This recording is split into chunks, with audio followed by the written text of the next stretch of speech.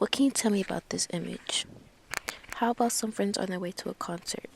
Or maybe just leaving a birthday party? A lot of interpretations can be taken from this. How about now?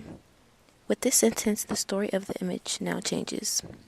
We can interpret that these are 5 family members taking a road trip somewhere in order to have a closer relationship. This use of language shapes the way us, the audience, now views this image.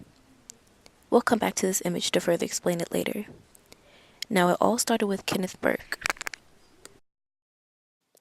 Visual dramatism is a concept created by American theorist and philosopher Kenneth Burke, who believed that the foundation of dramatism is the concept of motive, the reasons why people do the things they do. With this theory, Burke developed the 5 elements of dramatism to create the pentad, which interrelate to point out the motive within a visual representation. The 5 elements which are posed as questions are agent, who, act, what, scene, where and when, purpose, why, and agency, how or tool used, all forming the pentadic analysis. The image that was first given with the individuals in the car came along with the sentence, and this sentence is known as the representative anecdote, an underlying plot, tale, or storyline that represents the essence of the text, or simply a phrase that tells the reader what is going on in the background. According to Burke's ratio analysis, you link 2 terms from the pentad together.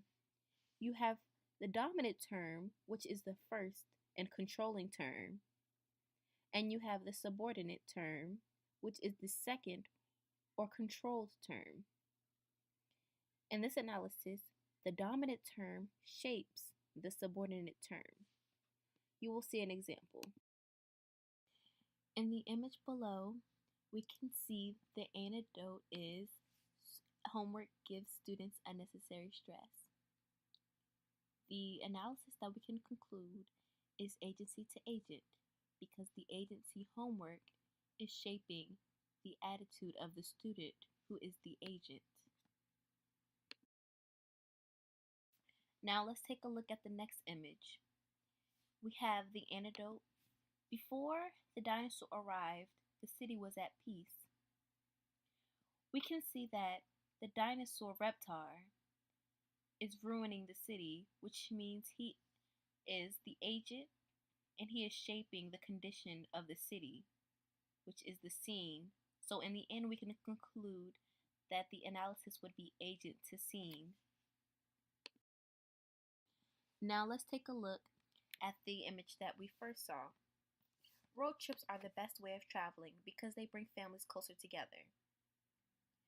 We see the act of taking the road trips shapes what goes on between the families, which is their purpose. So we see the analysis act to purpose. A few things to keep in mind when constructing the ratios for images. First, all ratios are at work all the time, but some are more prominent. Second, ratios can be inverted easily to produce alternative meanings. And third, our ideologies or set of beliefs that create our worldview assist us in constructing our ratios.